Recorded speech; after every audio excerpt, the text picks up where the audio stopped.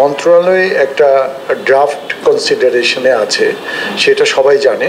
সেটাকে আপনাদের পর্যায়ে বাইরার সাথে কাজ করে এটাকে আর একটু রিফাইন করে কিভাবে তাদের জন্য ফেভারেবল হয়, কমফোর্টেবল হয়, মানে কমফোর্টেবল বাইরার যাতে কমফোর্টেবল জোনে থাকে সেই রকম কিছু পরামর্শ সাজেশন নিয়ে আমার মনে হয় ন্যাশনাল কনসালটেশনে ওটাকে যদি স্যার প্রেজেন্ট করা যায়, তো যেখানে যাতে আমরা একটা ঐক্যমতে পৌঁছাতে পারি।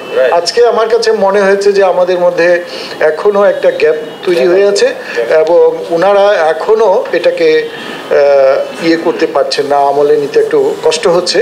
তা আমার মনে হয় আমাদের ওনাদের কমফোর্ট জোনটা আমাদের বিবেচনা করা উচিত, কারণ দিন শেষে আসলে ওনারা, আমি সবসময় বলি স্যার, রিক্রুটিং এজেন্টরা হচ্ছে বিএমইটির লোক এবং তারা হচ্ছে বিএমইটির এজেন্ট, মানে গভর্নমেন্টের এজেন্ট।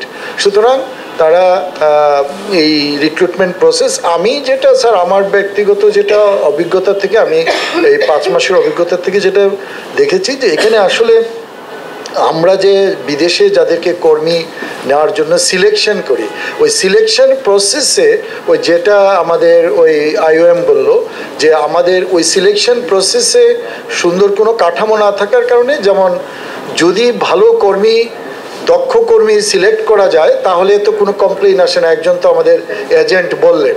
তো সেইখানে আমরা মনে হয় যে এখন বাইরেও তারাও দক্ষ কর্মীর উপরে আগ্রহ তারা তৈরি হচ্ছে এবং আমরা ট্রেনিং দিচ্ছি। আশা করি আমরা এখানে একটা সুন্দর সমন্বিত একটা অবস্থায় যেতে পারবো।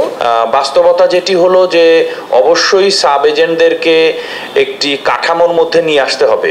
আইন প্রণয়ন হয়ে গিয়েছে, সুতরাং এটি নিয়ে কোনো দ্বিমত নেই। এখন এই আওতাধীন আনার ক্ষেত্রে সেটি কিভাবে মানে সকল পক্ষর সমন্বয় করা যায় এটি হলো আলোচনার বিষয়। সেখানে বাইরার মতামত, আপনারা যারা স্টেক হোল্ডার আছেন আপনারা মতামত দিয়েছেন, আমরা ককাসের পক্ষ থেকে এটি শুনে আমাদের কিছু রেকমেন্ডেশন থাকবে। বিএমএটি অলরেডি একটি বিধিমালা তো মন্ত্রণালয়ে আপনারা প্রেরণ করেছেন। তো এই বিষয়গুলো আরো পলিশ করার জন্য যা যা সহযোগিতা প্রয়োজন আমরা ককাসের পক্ষ থেকে অবশ্যই করব।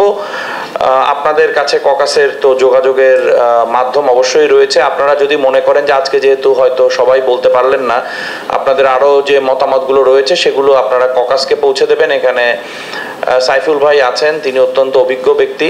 আমরা সেটাকে কম্পাইল করে আমাদের রেকমেন্ডেশন যেগুলো আছে সেগুলো আমরা অবশ্যই সরকারের কাছে পৌঁছে দেব যে এটিকে আরো পলিশ করার জন্য কিভাবে করা যায়। তবে এটি আমি মনে করি যে সময়ের প্রয়োজন এবং এটি এই অভিবাসন খাতকে সমৃদ্ধ করার জন্য অবশ্যই এবং এটিকে মানবিক, হয়রানি মুক্ত, স্বচ্ছ করার জন্য সাব এজেন্টদেরকে অবশ্যই একটি কাঠামোর মধ্যে আনতে হবে এবং এটি কিন্তু কোনো চয়েস হবে না। সাব এজেন্ট যারা হবেন ইটস ম্যান্ডেটরি, তাদেরকে হতেই হবে। এখন তারা রিক্রুটিং এজেন্সির সাথে, কোন রিক্রুটিং এজেন্সির সাথে তারা কমফোর্টেবল বা কোন রিক্রুটিং এজেন্সি তাদেরকে যোগ্য মনে করে সেটি নির্ধারণ তারা করে নেবে। কিন্তু এখানে আমি মনে করি যে সাব এজেন্টসদের ক্ষেত্রে কোনো চয়েসের কোনো সুযোগ নেই যে আপনি হবেন কি হবেন না, এটি আপনার ইচ্ছার উপরে নির্ভর করে, এটি হবে না।